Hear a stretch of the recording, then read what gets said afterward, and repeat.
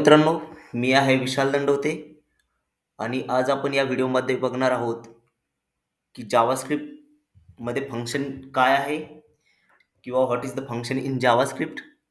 त्या फंक्शनचा यूज कशा पद्धतीने केला जातो आणि फंक्शन कुठल्या कुठल्या पद्धतीने आपण जावास्क्रिप्टमध्ये लिहू शकतो. चला तर बघूया. अ, काही लोकांना असं वाटेल की मी इफ कंडिशनल स्टेटमेंट, त्यानंतर ऑपरेटर्स किंवा बाकीच्या गोष्टी शिकवण्याच्या पहिले तुम्हाला डायरेक्टली फंक्शन का शिकवायला लागलो? मित्रांनो, त्याचं कारण असं आहे की बरेचसे लोकं कंडिशनल स्टेटमेंट, त्याच्यानंतर तुम्हाला ऑपरेटर्स आणि खूप साऱ्या गोष्टी अगोदर शिकवतात. बट त्याची तुमची प्रॅक्टिस होत नाही. तुम्ही प्रॅक्टिकल एक्झाम्पल त्याच्यासोबत बघत नाहीत. आता मी फंक्शन शिकवल्यानंतर काय करणार आहे, की तुम्हाला डायरेक्टली डॉम मॅनिप्युलेशन कसं करायचं आणि डॉम मॅनिप्युलेशन सोबत कोर जावास्क्रिप्ट कशी लिहायची, ते आपण प्रॅक्टिकल एक्झाम्पल सोबत बघणार आहोत. म्हणून आपण डायरेक्टली फंक्शन आज बघत आहोत. तर what is the function in JavaScript? पहिले मी तुम्हाला डेफिनेशन सांगतो. इंग्रजीमध्ये आपण पहिले डेफिनेशन बघू आणि त्याच्यानंतर मी तुम्हाला ते प्रॉपर मराठीमध्ये एक्सप्लेन करतो. तर what is the JavaScript functions? So JavaScript function are nothing but the group of reusable code which can be called whenever needed, or JavaScript functions are nothing but the group of code which is useful to do some task. So that is called JavaScript function. So JavaScript function म्हणजे काय असतं, की block of reusable code. म्हणजे काय, की जो तुमचा may be 1 लाईनचा कोड असेल किंवा 4-5 लाईनचा कोड असेल, एक 10 लाईनचा कोड असेल, जो तुम्ही काय करू शकता, रियूज करू शकता. परत-परत तुमच्या याच्यामध्ये वापरू शकता. म्हणजे काय, की तुम्हाला तो कोड परत लिहायची गरज नाही. तुम्ही त्याला फक्त वेगवेगळ्या पद्धतीचा डेटा पाठवणार आणि तो तुम्ही सेम कोड दुसऱ्या डेटासोबत यूज करू शकता. तर कशा पद्धतीने यूज करू शकता? फंक्शनला कॉल देऊन. चला तर बघूया, की जावास्क्रिप्टमध्ये फंक्शन कसं डिक्लेअर करायचं. तर पहिले फंक्शन डिक्लेअर करण्यासाठी तुम्हाला जावास्क्रिप्टमध्ये लिहावं लागतं function word. So function keyword म्हणू शकतो आपण फंक्शन आणि फंक्शनचं नाव. So my func. So function. So this is my function name. तर इथे काय होतं, आता मी जेव्हा पण तुम्हाला जावास्क्रिप्टमध्ये फंक्शन लिहायचं आहे, पहिले तुम्हाला ऑल्वेज लक्षात ठेवा, की फंक्शन कीवर्ड लिहायचा आहे. त्याच्यानंतर तुमच्या फंक्शनचं नेम लिहायचं आहे. त्याच्यानंतर हे पॅरेंथेसिस द्यायचे आणि नंतर तुम्हाला कर्ली ब्रॅकेट द्यायचे. तर हा झाला पूर्ण फंक्शन डिक्लेअर करण्याचा सिंटॅक्स. तर याला फंक्शन डिक्लेरेशन म्हणतात. तर आता याचा यूज कसा करायचा किंवा हे फंक्शनला कॉल कसं करायचं, कशामुळे आपण याला रियुजेबल कोड म्हणतो आणि we can call it whenever needed असं कशामुळे म्हणतो डेफिनेशनमध्ये, ते आपण प्रॉपर वेने बघूया. तर आता आपण काय करूया, या फंक्शन काय करतं, की एक पर्टिक्युलर टास्क करतं, राईट? जेव्हा पण आपण त्याला कॉल करू. तर आता मला काय करायचं, माझ्या या फंक्शनचं काम काय आहे, की ॲडिशन करायची. 2 नंबरची ॲडिशन करायची. मी जे पण नंबर पास करेल या फंक्शनला, ते फंक्शन काय करेल, मला त्या 2 नंबरची बेरीज करून देईल. तर मी इथे काय करतो, नंबर 1 आणि नंबर 2 घेतलेला आहे आणि मला इथे काय करायचं आहे, console.log आणि इथे मी घेणार आहे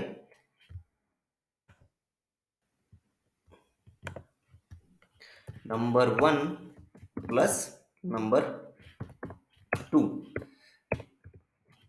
तर आता तुम्ही इथे बघू शकता, की मी काय केलेलं आहे, एक फंक्शन डिक्लेअर केलं आहे, ज्याच्यामध्ये मी 2 व्हेरिएबल डिक्लेअर केला. आता तुम्ही म्हणताल, की इथे व्हेरिएबल कसे? तर मित्रांनो, याला जावास्क्रिप्टच्या भाषेमध्ये पॅरामीटर म्हणतात. जे पण व्हेरिएबल जावास्क्रिप्टच्या फंक्शन डिक्लेरेशनच्या पॅरेंथेसिसमध्ये डिक्लेअर केलेले असतात, दॅट इज कॉल्ड पॅरामीटर्स. तर त्याची डेफिनेशन कशी करताल तुम्ही? Any variable which is declare under the function declaration parentheses called as function parameter. So आता आपल्याला काय करायचं आहे, आता हे फंक्शन आहे, आपण हा ब्लॉक ऑफ कोड आपण काय केलेलं आहे, डिक्लेअर केलेलं आहे आणि आपल्याला या ब्लॉक ऑफ कोडला यूज करायचं किंवा ॲक्चुअल डेटा पास करून आपल्याला या फंक्शनचा टास्क आहे, की आपल्याला ॲडिशन किती येते ते बघायची किंवा ॲडिशन प्रिंट करायची. तर आपण कसं करू शकतो? इथे मला आता आपण जसं डेफिनेशन पाहिली, की function can call whenever it's needed किंवा आपण त्याला जेव्हा कॉल देऊ तेव्हा. तर लेट्स से माय फंक्शन आणि इथून मला आता ॲक्चुअल डेटा पास करायचा आहे. आता जेव्हा पण जिथून आपण फंक्शन कॉल करतो आणि त्या फंक्शन कॉलिंगचे जे पॅरेंथेसिस असतात, त्याच्यामध्ये आपण जो पण डेटा पास करतो that is called argument. So आता इथे आपण काय म्हणू शकतो? इथे आपण म्हणू शकतो, इथे मी तुम्हाला कमेंटमध्ये सांगतो, की धिस इज पॅरामीटर्स पॅरामीटर्स कोणते? नंबर 1 आणि नंबर 2. आणि जेव्हा पण आपण त्या फंक्शनला कॉल देतो, आता फंक्शनला कॉल कसं द्यायचं आहे? फंक्शनचं नाव आणि त्याच्यासमोर जेव्हा पण असे 2 पॅरेंथेसिस लागलेले असतील, ओपनिंग आणि क्लोजिंग, त्याला आपण म्हणू शकतो, की हे फंक्शन आपण कॉल केलेलं आहे. तर आता मी इथून जो पण डेटा पास करेल, आता मला काय करायचं आहे? 1000, comma 545.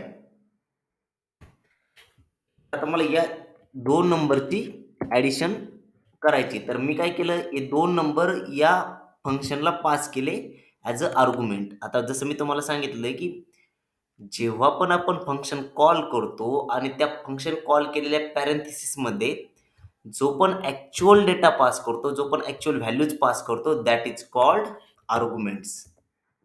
Keep in mind, that is called arguments. Arguments. तर आता आपण काय करणार? आता या फंक्शन जेव्हा आपण कॉल केले, तर हा फंक्शन आपल्याला रिटर्न करणार या दोन्हीची ॲडिशन. तर चला बघूया आपण ॲडिशन काय आहे ती. ओके, आता आपण इथे कन्सोलमध्ये जायचं आहे तुम्हाला जावास्क्रिप्टचं आउटपुट बघण्यासाठी आणि इथे तुम्ही बघू शकता 1545. So this is the addition. 1545 बेरीज आलेली आहे. आपण जे 2 नंबर पास केलेले आहेत. आता जसं मी तुम्हाला सांगितलं, की हे फंक्शन आपण रियूज करू शकतो डिफरंट टाइप ऑफ डेटासोबत. तर ते कसं करू शकतो? आता मला काय करायचं, मी ह्या 2 नंबरसाठी ॲडिशन नावाचं फंक्शन यूज केले. तर मला काय करायचं आता परत दुसऱ्या 2 नंबरची ॲडिशन करायची. तर मी काय करणार, माय फंक्शन आणि याच्यामध्ये पास करणार 840,757. तर आता तुम्ही इथे बघू शकता, की हे 2 दुसरा डेटा आहे, जो मी काय करतो या फंक्शनला पास करतोय. माझ्या फंक्शनचा कोड आपण बदललेला नाहीये. फक्त बदलतो ॲक्चुअल व्हॅल्यूज. म्हणून आपण त्याला म्हणतो, की function is a nothing but block of code और ब्लॉक ऑफ रियुजेबल कोड. आता तुम्ही पाहिलं, की इथे आपण तो रियूज केलाय. चला तर बघूया, की आता या दोन्ही नंबरची बेरीज काय येते. सेव्ह. आता इथे तुम्ही बघू शकता 1597 बेरीज आलेली. सो अशा पद्धतीने तुम्ही जावास्क्रिप्टमध्ये फंक्शन क्रिएट करू शकता आणि फंक्शनला कॉल करू शकता. आता तुम्हाला 2 गोष्टी समजलेल्या आहेत, की फंक्शनचे पॅरामीटर म्हणजे काय? Any variable which is declare under the function declaration parenthesis called as function parameter. मराठीमध्ये जेव्हा पण फंक्शन डिक्लेअर केलेलं असतं आणि त्या फंक्शन डिक्लेरेशनचे जे ओपनिंग आणि क्लोजिंग ब्रॅकेट असतं, त्या ब्रॅकेटच्या आतमध्ये जे पण व्हेरिएबल क्रिएट केलेले असतात, दॅट इज कॉल्ड पॅरामीटर. आता फंक्शन आर्ग्युमेंट कशाला म्हणायचं? जेव्हा पण आपण फंक्शनला कॉल करतो आणि त्या फंक्शन कॉलिंगमध्ये जेव्हा पण आपण ॲक्चुअल डेटा पास करतो, that is called function arguments. आता तुम्ही इथे बघू शकता, की मी हे फंक्शन रियूज केलेलं आहे. फंक्शनचा कॉल कसा करायचा, की फंक्शनला पॅरेंथेसिस देऊन. सो या पद्धतीने तुम्ही फंक्शन कॉल करू शकता. आता आपल्याला दुसरी इम्पॉर्टंट गोष्ट बघायची आहे, की जावास्क्रिप्टमध्ये कुठल्या पद्धतीने आपण फंक्शन डिक्लेअर करू शकतो. आता ही झाली एक फंक्शन पद्धत, ज्याला आपण म्हणतो, की नेम्ड फंक्शन. नेम्ड फंक्शन म्हणजे काय? की ज्या फंक्शनला आपण नाव दिलेलं असतं. Named function. ज्या पण फंक्शनला नाव आहे, म्हणजे फंक्शन वर्ड आणि त्याच्या पुढे जर फंक्शनला नाव असेल, तर त्याला तुम्ही म्हणणार फंक्शन नेम्ड फंक्शन. तर त्याची डेफिनेशन इंग्लिशमध्ये कशी बघताल? Any function which has name called as named function. आता दुसरी पद्धत आहे फंक्शन डिक्लेअर करण्याची. तर दुसरी कुठली पद्धत आहे? ॲनॉनॉमस फंक्शन. ॲनॉनॉमस फंक्शन म्हणजे काय? मला ते डिक्लेअर करण्यासाठी पण यूज करत आहे फंक्शन वर्ड, फंक्शन कीवर्ड आणि डायरेक्टली तुम्हाला फंक्शन सिंटॅक्स लिहिता आहे. आता जेव्हा पण फंक्शन कीवर्ड असतं आणि डायरेक्टली ब्रॅकेट देऊन असा सिंटॅक्स असतो, म्हणजे any function which don't have name that is called anonymous function. कुठलं पण फंक्शन असेल ज्या फंक्शनला नेम नसतं, त्या फंक्शनला आपण म्हणतो की ॲनॉनमस फंक्शन. तर बट हे ॲनॉनमस फंक्शन आता यूज करण्यासाठी आपल्याला ऑलवेज हे फंक्शन एका व्हेरिएबलमध्ये स्टोअर करावं लागतं. त्या अदरवाईज आपण या फंक्शनला कॉल नाही करू शकत. सो आपण इथे करू शकतो var my function 2 equal to हे. आणि आता ह्या फंक्शनला पण तुम्ही सेम इथे या फंक्शनचा यूज आपण काय करू? कन्सोल डॉट लॉग आणि इथे तुम्ही देऊ शकता की 2 नंबरची सबस्ट्रॅक्शन किंवा किंवा सिम्पली आता मला काय करायचंय, फंक्शन आपण विदाऊट पॅरामीटर आणि विदाऊट आर्ग्युमेंट पण डिक्लेअर आणि कॉल करू शकतो. तर आता माझं या फंक्शनचं काम काय की मला फक्त वेलकम मेसेज द्यायचा आहे. वेलकम विशाल दंडवती किंवा वेलकम टू जावास्क्रिप्ट फंक्शन्स हा मेसेज. आता मी जेव्हा पण या फंक्शनला कॉल करेल तेव्हा माझा एक कन्सोलमध्ये मेसेज प्रिंट होईल, वेलकम टू जावास्क्रिप्ट फंक्शन्स. तर आता तुम्हाला माहिती आहे की फंक्शनला कॉल कसं करायचं? Using the parenthesis. सो इथे बघूया आपण माय फंक्शन 2 सेमिकोलॉन आणि आता मी जर रन केलं तर इथे तुम्ही बघू शकता की मी काय केलेलं आहे, इथे my function 2 sorry welcome to JavaScript functions माझा मेसेज प्रिंट झालेला आहे. आता मला जर हा मेसेज 4-5 वेळेस कॉल करायचा आय मीन ब्राउझरवरती कन्सोलमध्ये बघायचा असेल तर मी फक्त काय करेल, या फंक्शनला 5 वेळेस कॉल करेल. म्हणून आपण याला रियुजेबल फंक्शन म्हणतो किंवा रियुजेबल कोड म्हणतो. इथे तुम्ही बघू शकता की माझा जो मेसेज आहे तो 5 वेळेस प्रिंट झालेला आहे. अशा पद्धतीने दुसरी जी फंक्शन डिक्लेअर करण्याची पद्धत आहे ती आहे ॲनॉनमस फंक्शन. आता जी तिसरी पद्धत आहे, तिसरी पद्धत आपण बघणार आहोत, जिला आपण म्हणतो ॲरो फंक्शन. ॲरो फंक्शन म्हणजे काय की any function which is declare with the arrow arrow syntax called as arrow function. म्हणजे जे पण फंक्शन ॲरो सिंटॅक्स यूज करून डिक्लेअर केलेलं असतं त्याला आपण ॲरो फंक्शन म्हणतो. तर आता जेव्हा पण आपण ॲरो फंक्शनचा सिंटॅक्स कसा आहे, पॅरेंथेसिस आणि इथे आणि तुम्ही इथे सिंपल मेसेज करू शकता कन्सोल डॉट लॉग आणि मेसेज शेअर समथिंग लाईक दिस. तर आता तुम्हाला इथे हे झालं फंक्शन. जसं आपण ॲनॉनमस फंक्शनला इथे एका व्हेरिएबलमध्ये स्टोअर करतो, तसंच आपण ॲरो फंक्शनला पण स्टोअर करतो, कारण arrow function is also called as anonymous function. मग तुम्ही म्हणताल की ॲनॉनमस फंक्शन आणि ॲरो फंक्शनमध्ये फरक काय? तर ॲरो फंक्शनला शॉर्टर सिंटॅक्स असतो आणि ॲरो फंक्शन आपण एका सिंगल लाईनमध्ये पण यूज करू शकतो. म्हणून आपण त्याला आणि तो जो त्याचं जे डिक्लेरेशन असतं ते ॲरो सिम्बॉल यूज करून डिक्लेअर केलेलं असतं ते फंक्शन, म्हणून त्याला आपण ॲरो फंक्शन म्हणतो. तर इथे हे याच्या तुम्हाला ह्या फंक्शनला पण एका व्हेरिएबलमध्ये स्टोअर करायचं आहे. ARR arrow function equal to आणि तुम्ही इथे बघू शकता. या फंक्शनला पण सेम वेने तुम्हाला कॉल करायचं आहे आणि अशा पद्धतीने तुम्हाला इथे दिसेल की मेसेजवर मेसेज प्रिंट झालेला आहे.